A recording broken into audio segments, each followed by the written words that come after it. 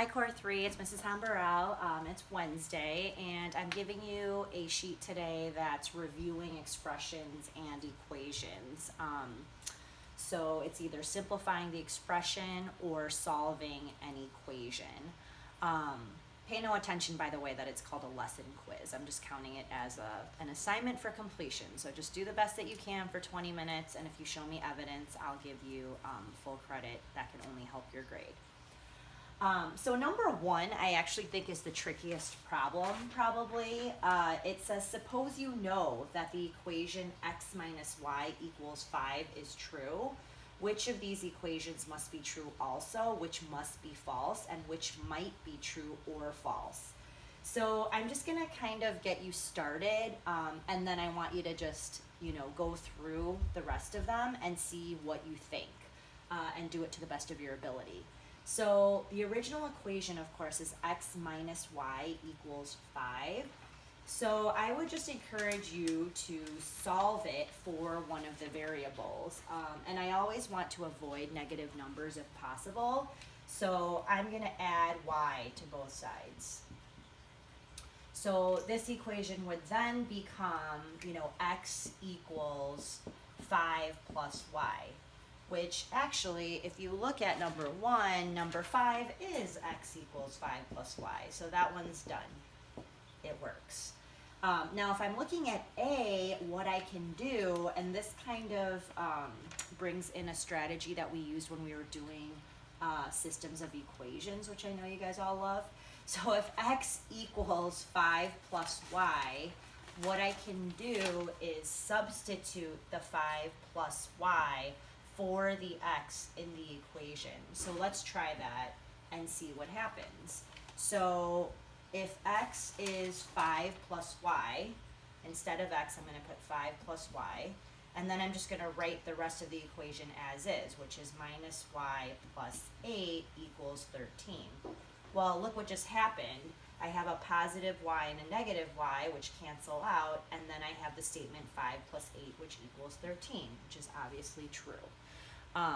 So try to use that kind of logic with the rest of them and see if you can figure out if the equation would be true or false, or it could be either one.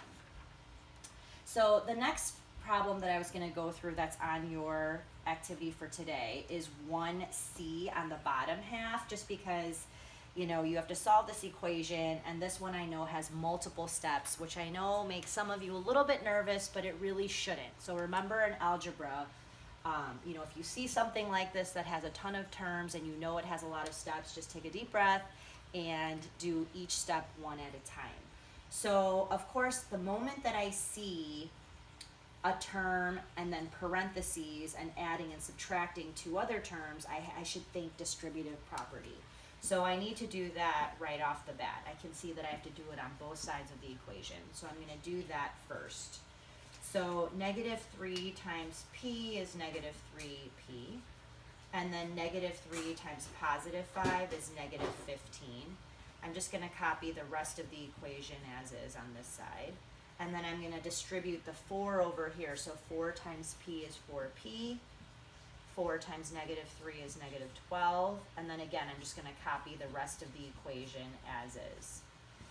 So the other reason why I like this example is because when you are combining terms or simplifying the expression, remember, you can only do it on one side of the equation. So an equation really is just two equal expressions, right? So on the left side of the equation, I see only one term that has p in it, so I can't do anything with that for now. But I do see negative 15 and positive 4. So negative 15 and positive 4, of course, gives me negative 11. And I'm going to leave this negative 3p here for now because I couldn't do anything with it. On the right side of the equation, I see negative 12 and positive 12, which is kind of nice because those just cancel each other out. And then I also see 4p and negative 8p, which of course, when I combine those, I'm going to get negative 4p. Okay? So now I've kind of simplified the equation quite a bit, but I'm still not done. And I see variables on both sides of the equation. So what can I do with that? Well, I need to cancel one of them out, and I always need to do the same thing on both sides of the equation. Now I can either add 3p or I can add 4p, but I would rather add 3p because if I add 4p, I'm gonna get 0 on this side, and then I just have to move things around again. So rather than do that, I'm gonna add 3p to both sides of the equation. These obviously cancel out.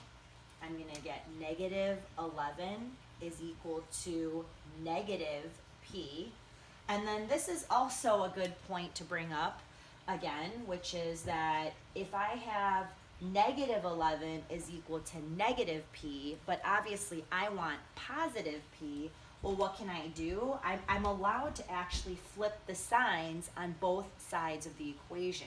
The reason why I'm allowed to do that is because technically what I'm doing is I'm multiplying both sides by negative 1. Multiplying by positive 1, of course, keeps everything exactly the same, but if you multiply by negative 1, all you're doing is changing the sign.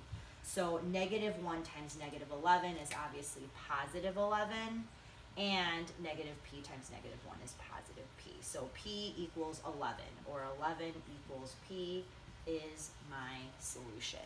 So just want to reiterate, spend 20 minutes. If it means hopping around and skipping some problems that you find to be particularly difficult or frustrating, then do that. I'm definitely not trying to, I don't want you to be overly frustrated, so do the best that you can on the problems that you can and show me evidence, and you'll be good to go. Talk to you soon. Bye.